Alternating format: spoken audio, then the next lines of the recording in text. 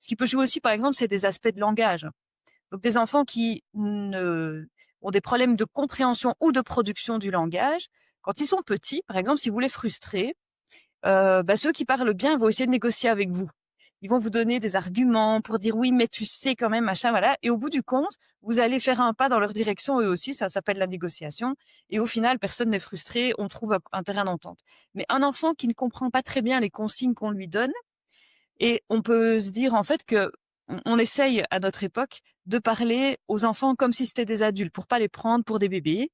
Donc on en fait un peu des alter ego, mais chez des enfants chez qui le langage est un tout petit peu à la traîne, ça veut pas dire qu'ils ont des troubles du langage, ça veut dire ils sont juste en phase de développement. Parfois, on fait des phrases hyper complexes pour pour leur expliquer ce qu'on attend d'eux, et il y a des enfants qui ont juste pas compris en fait. Genre moi j'ai plein d'exemples où des parents me disent en fait il veut jamais mettre ses chaussures le matin, sauf qu'en fait quand on demande aux parents mais comment vous lui demandez de mettre ses chaussures, au lieu de simplement de se mettre à la hauteur de l'enfant et de dire maintenant on met les chaussures et rester à côté de lui quand il le fait, il y a des parents qui vont s'embarquer dans une explication, c'est très important que tu la mettes maintenant parce que tu sais j'ai une réunion à 9h et vous voyez.